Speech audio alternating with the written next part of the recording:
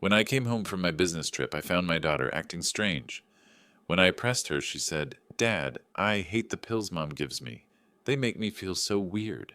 Pills, what pills? My wife never mentioned any medication. I searched the house and found an unlabeled bottle hidden in the kitchen cabinet. Just white tablets with vitamins written in my wife's handwriting. The next morning, I took Sophie to the hospital for tests. When the doctor called me into her office and showed me the results, what she said made my blood run cold. "I'm so grateful you're here listening to this. What I'm about to tell you changed everything. But first, let me know where you're watching from and what time is it where you are. Knowing you're here gives me strength to continue."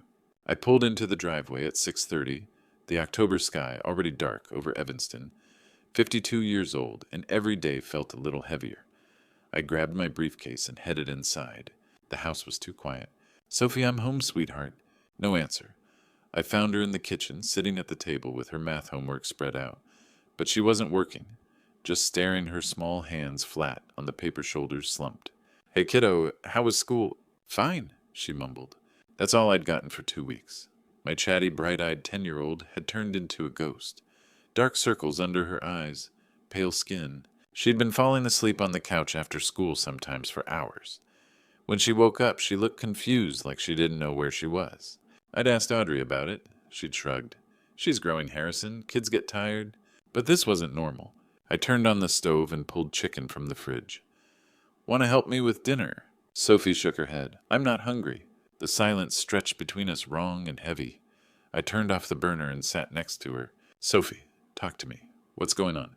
Her eyes filled with tears. "Sweetheart, what is it?" She bit her lip, chin trembling. Then so quietly I almost didn't hear, "Dad, can I stop taking the pills Mom gives me?" Everything stopped.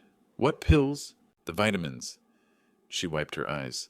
"Mom said they're vitamins. She's only given them to me a few times, but Dad, every time I take one I get so sleepy, like I can't keep my eyes open.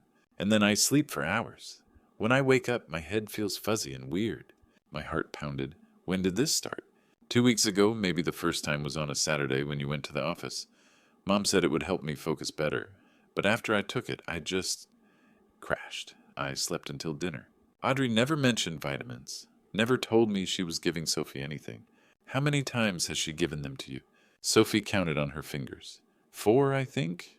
Maybe 5. Not every day, just sometimes. When she's home and you're not. A cold weight settled in my chest. "Sophie, can you show me the bottle?" She nodded and disappeared upstairs. I sat there, hands clenched, trying to keep my breathing steady. Sophie came back, holding a small plastic bottle. She placed it in my hand carefully, like it might explode. I stared at it. No label, no brand name. Just plain white plastic with a piece of masking tape stuck to the side.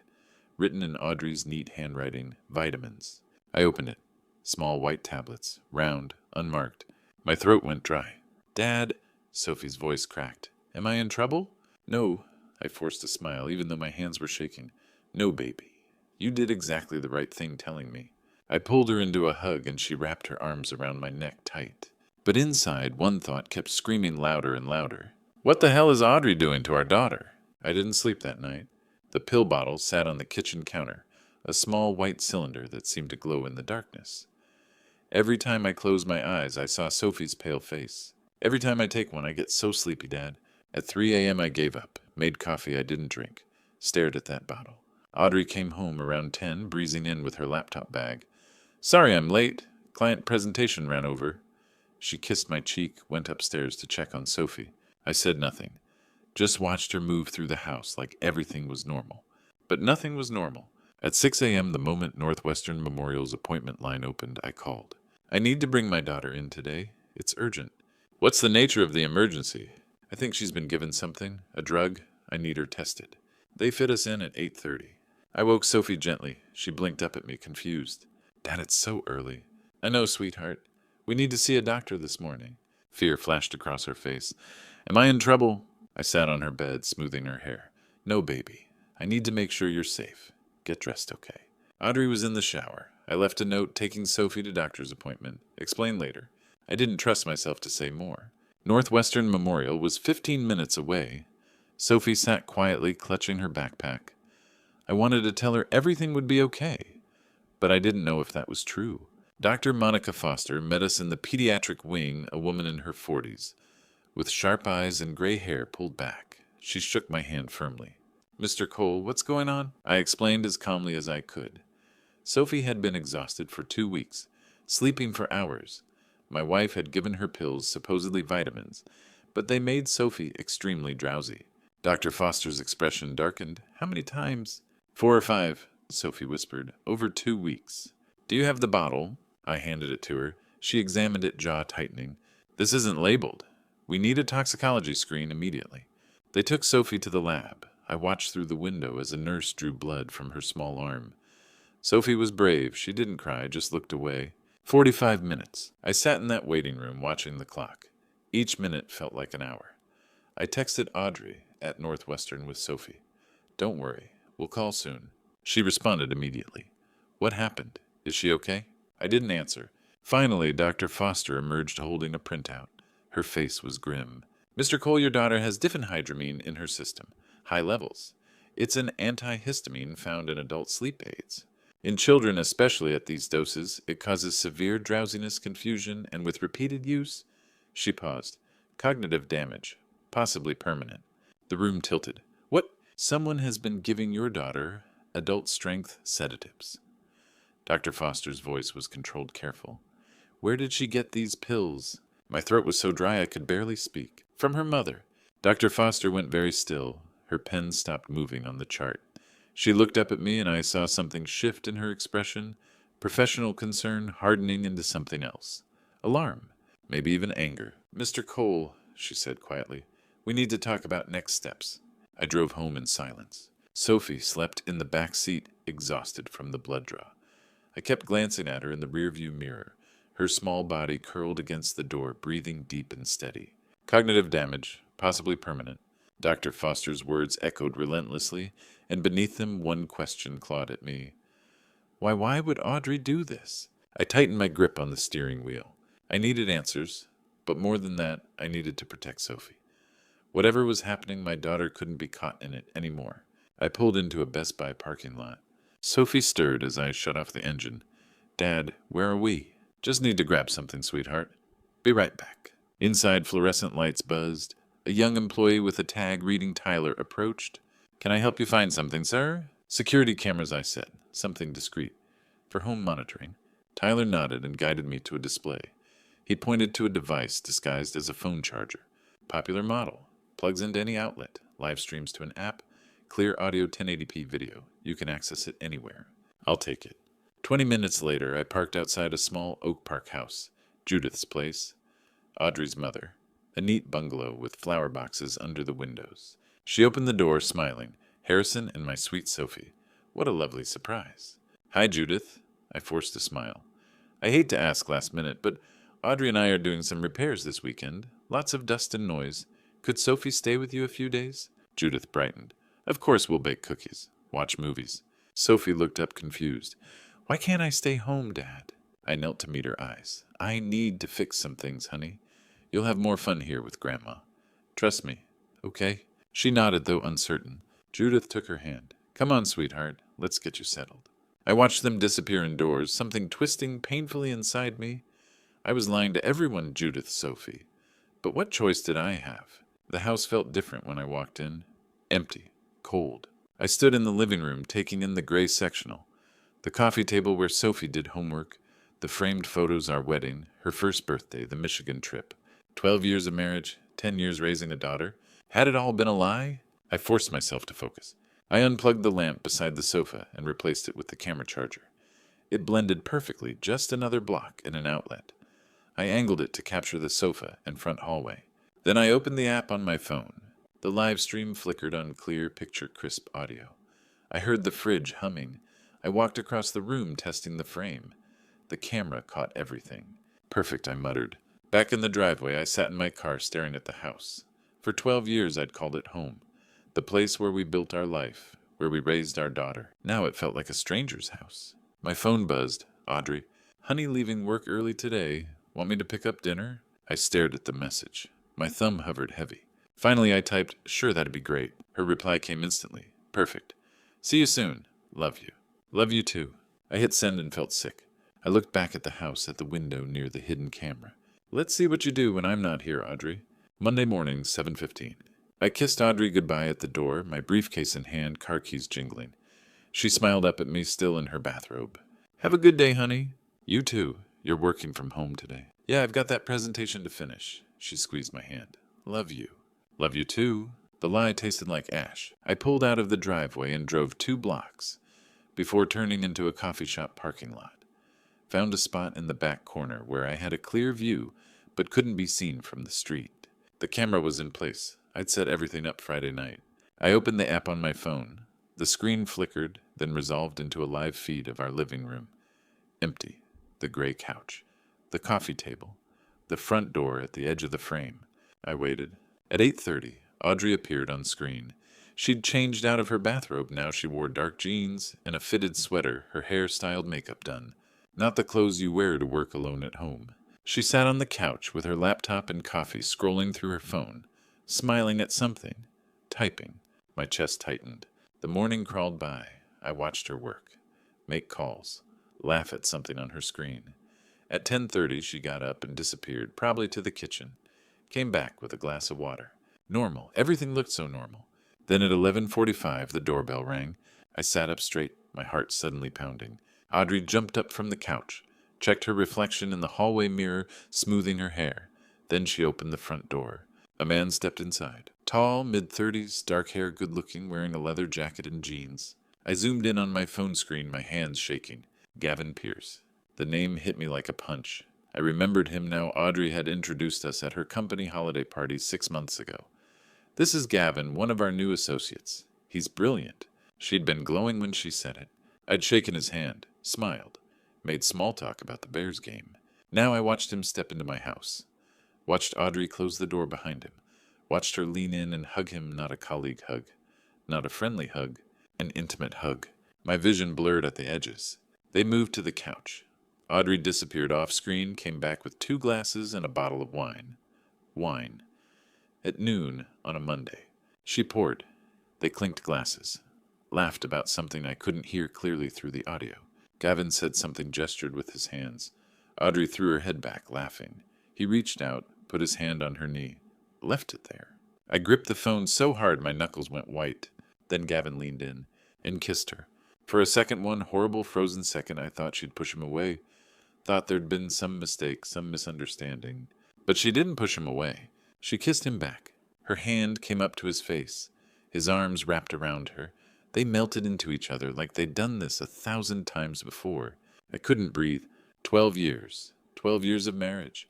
10 years raising Sophie together. Late nights when she was a baby, walking the floors, singing lullabies. Family vacations. Christmas mornings. The way Audrey used to look at me across the dinner table and smile like I was her whole world. All of it was a lie. I tapped the screen. The feed went black. I couldn't watch anymore. I leaned my head against the steering wheel, gulping air like a drowning man. My hands were shaking so badly I had to clench them into fists. On the passenger seat, my wedding ring, 12 years on my finger, suddenly felt like it weighed 100 pounds. The next 3 days were a blur. I went through the motions, work, home, sleep, smiled at colleagues, answered emails, pretended everything was fine, but inside I was breaking apart. I couldn't unsee what I'd watched. Every time I looked at Audrey across the dinner table when she bothered to come home, I saw her in Gavin's arms, heard her laugh, saw the way she'd kissed him back.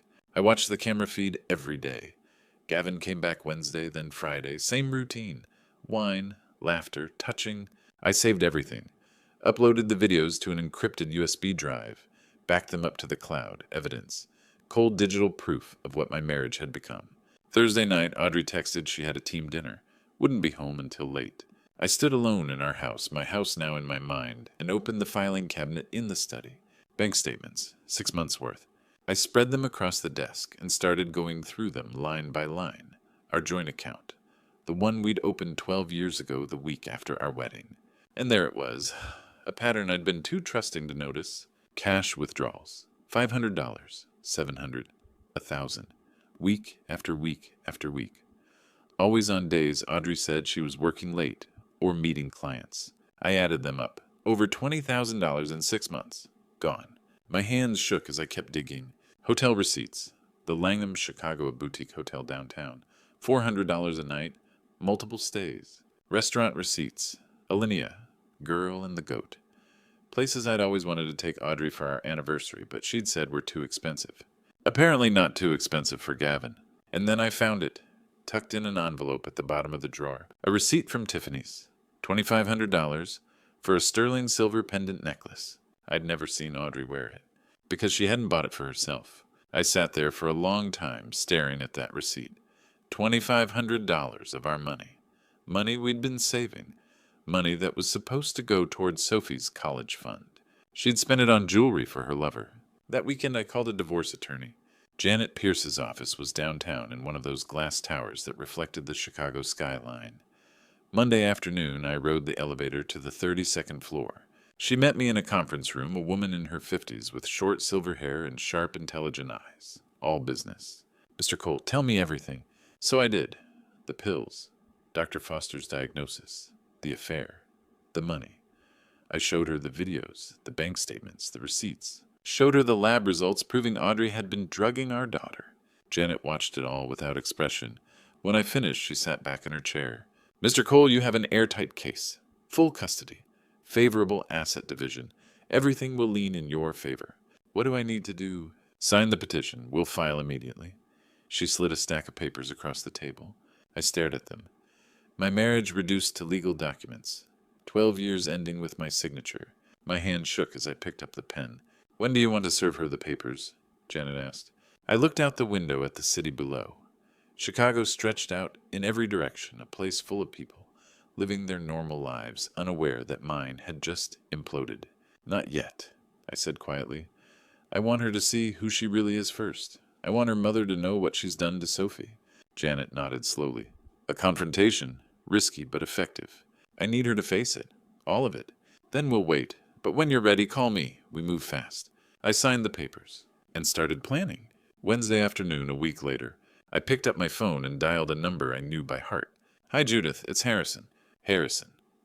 What a nice surprise. How are you, dear?" I forced my voice steady. "I'm good. Listen, Sophie really misses you. She was asking about you this morning. Could you come over this afternoon around 2? I'll pick you up." There was a pause. Of course I'd love to see her. "Is everything all right?" "Everything will be fine," I said. "I'll explain later." "You're worrying me?" "I know. I'm sorry. I'll be there at 1:30. That morning, I'd driven Sophie to school like always. When we pulled up to the drop-off circle, I reached over and hugged her tightly. "Dad," her voice was small against my shoulder. "Are you okay?" "You look sad." I forced a smile. "I'm okay, sweetheart. Daddy just has something important to handle today." "Is it about Mom's pills?" My chest tightened. "Yeah, baby. I'm making sure you're safe. I love you so much." "I know." She hugged me again. "I love you too."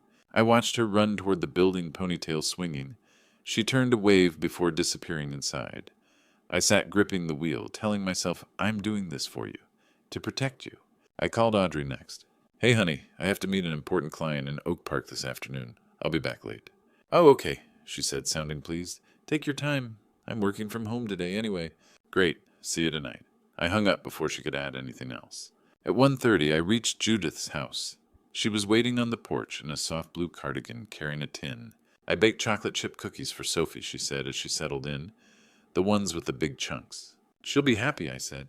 We drove in silence for a while. Judith kept glancing at me. "Harrison, you're worrying me. You seem tense." "What's going on? Where's Sophie? I thought she wanted to see me." "She does. She's at school. You'll see soon. I'm sorry." "Sorry for what?" I didn't answer. At 1:55, we turned onto my street. I pulled into the driveway and cut the engine. Judith stared at the house, puzzled. "Harrison, what?" I turned to her, voice low. "I need you to stay calm. What you're about to see will be difficult, but I need you to witness it. I need you to see the truth." Her face drained of color. "The truth about what you're scaring me." "Where's Sophie?" "She's safe. I made sure she wouldn't be here. I didn't want her to see this." "See what?" "Come with me." We stepped out of the car. My heart pounded so loudly it drowned everything else. No turning back. I unlocked the front door quietly. Judith whispered my name, but I signaled for silence. We stepped inside. There on the gray sectional, Audrey had insisted on buying 2 years earlier. Audrey was in Gavin's arms. His lips on hers, her hands in his hair, their bodies pressed together. wine glasses on the table, her shoes on the floor, his jacket thrown over a chair. Behind me, Judith gasped, hand flying to her mouth. Audrey? Audrey's head snapped toward the door. Her face went white. She shoved Gavin away, scrambling to pull her shirt straight. Harrison, Mom! Gavin stood, panic flooding his face. Mr. Cole, this isn't what it looks like. Get out of my house. My voice was ice. Now! Look, I can explain. I took a step toward him. I said, get out. He grabbed his jacket from the chair, fumbling for his keys. Didn't even look at Audrey.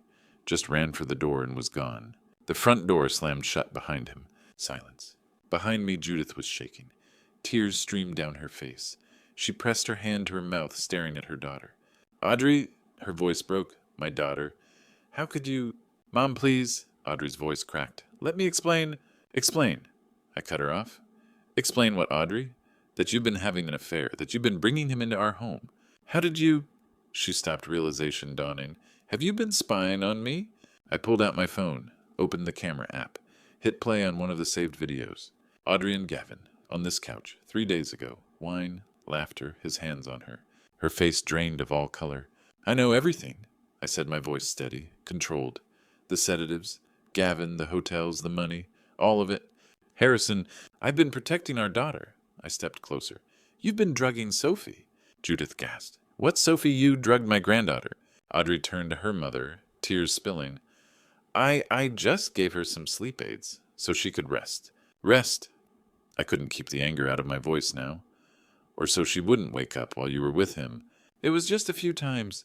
Dr. Foster said those pills could cause permanent brain damage, Audrey. Permanent. She sank onto the couch, sobbing. I didn't know. I thought they were harmless. Harrison, please. Judith's voice cut through like a knife. Audrey, what did I teach you? Her words trembled with pain and rage. You put your own daughter at risk. For this, Audrey reached toward her mother. Mom, Judith stepped back, shaking her head. No, don't touch me. I straightened. I filed for divorce, Audrey. My lawyer will be in touch. And I'm getting full custody of Sophie. Her eyes went wide with fear. You can't take her from me. Watch me. My voice was flat. Final. You drugged her. You endangered her health. No judge will let you near Sophie after they see this evidence. Audrey looked at her mother desperately. Mom, please, tell him. But Judith's face had hardened.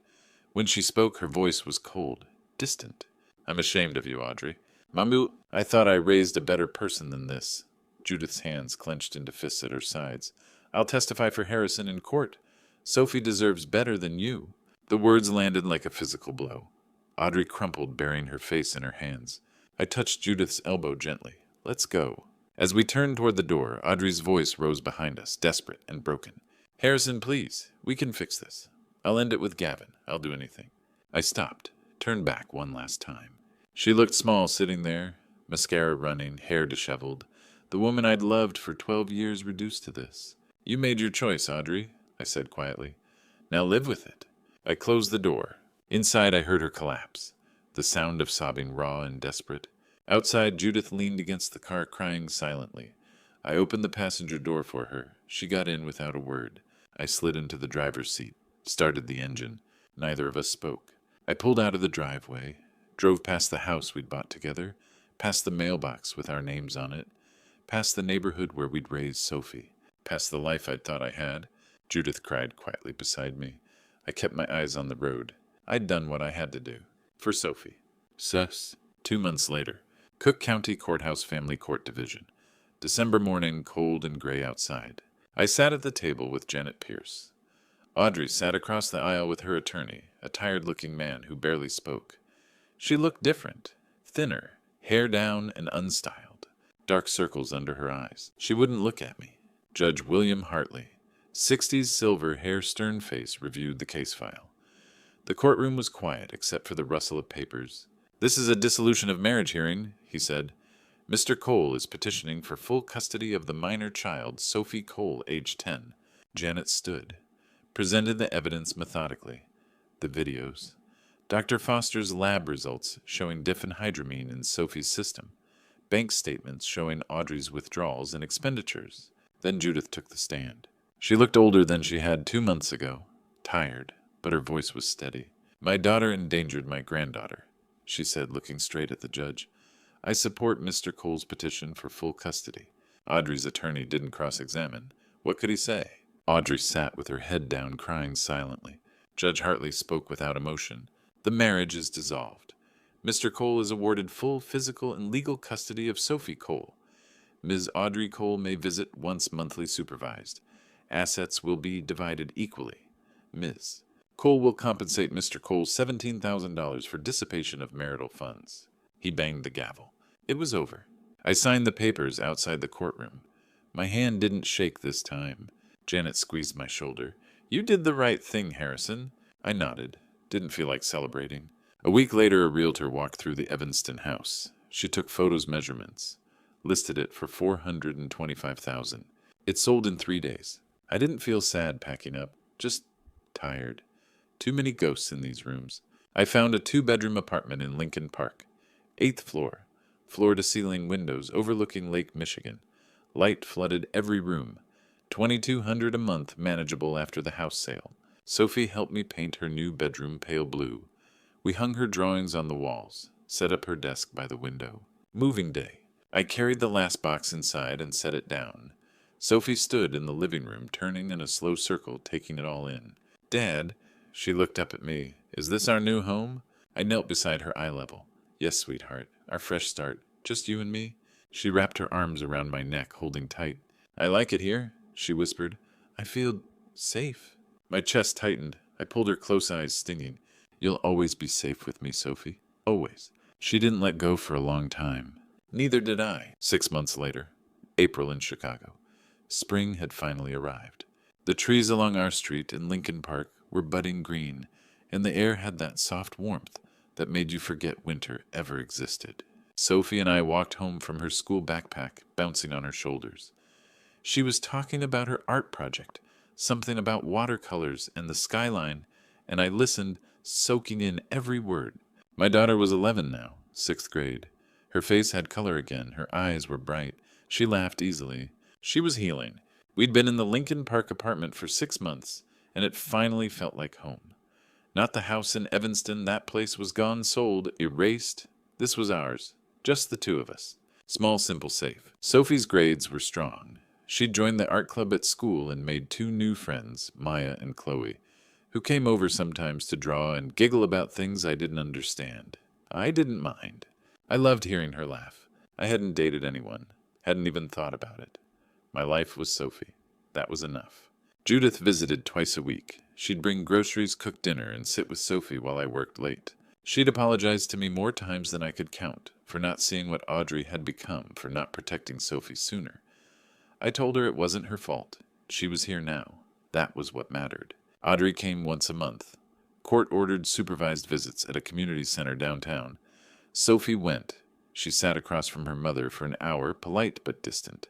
She answered questions. She didn't smile. When I picked her up afterward, she never wanted to talk about it.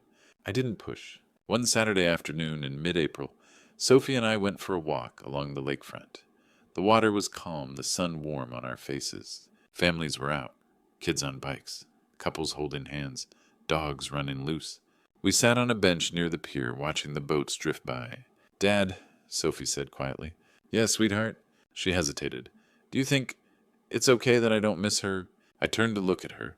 Her face was serious, uncertain. Your mom? She nodded. I know I'm supposed to. But I don't. Is that bad? I took a slow breath, choosing my words carefully. Sophie, what your mom did was wrong. She hurt you. And it's okay to feel however you feel about that. You don't owe her forgiveness. Not yet. Maybe not ever. That's your choice. But she's still my mom. She is. And maybe someday you'll feel differently. Maybe you won't. Either way, I'll be here. You don't have to carry that weight alone. She leaned her head against my shoulder. We sat there for a long time, watching the water. I'm happy here, Dad, she said softly. With you and Grandma Judith, I feel safe. I wrapped my arm around her, my throat tight. That's all I ever wanted for you, kiddo, to feel safe. By the time we got home, the sun was setting, casting long shadows across the apartment. Judith had left a pot of soup on the stove and a note on the counter. Dinner's ready. Love you both. Grandma J. Sophie smiled when she read it. She set the table without me asking. We ate together, the 3 of us, me, Sophie, and Judith's soup. The window was open, letting in the cool spring breeze. The city hummed outside, alive and moving, but inside it was quiet, peaceful. Sophie did her homework at the kitchen table. I sat across from her, sketching designs for a new project. She looked up occasionally, catching my eye, smiling, and I realized something. We'd made it, through the darkness, through the pain, through everything. We were okay. Later that night, after Sophie had gone to bed, I stood by her doorway and watched her sleep. Her breathing was steady, her face relaxed. No nightmares, no fear, just peace. I thought about everything we'd been through. The lies, the betrayal, the fight to protect her, the long road to this moment. And I thought about the future, the two of us, building something new, something real. I closed her door gently and walked back to the living room. The city lights twinkled outside the window. Somewhere out there, life kept moving. But here in this apartment, in this moment, everything was exactly as it should be. Sophie was safe. She was happy. And so was I. Looking back now, I realize how close I came to losing everything that mattered. If I'd ignored Sophie's words that night, if I'd convinced myself Audrey would never hurt our daughter, if I'd stayed silent out of fear or denial, I don't know where we'd be today. This true story taught me something I'll carry forever. Trust your instincts. When something feels wrong, it probably is. Don't wait for proof to protect the people you love. Act, investigate. Fight for them even when it's terrifying. I've been collecting grandpa stories from other fathers, men who wished they'd seen the signs sooner, who shared their own true story moments with me. I'm sharing these grandpa stories because I don't want you to wait, like I almost did. This true story isn't just mine anymore. It belongs to every parent who's ever felt that gut-wrenching doubt. Don't ignore the red flags. Don't let loyalty blind you to danger. Your child's safety comes first, always. There were nights I prayed asking God for strength, for clarity, for the courage to do what was right. I believe He guided me to see the truth when I needed it most. Faith doesn't mean trusting people blindly.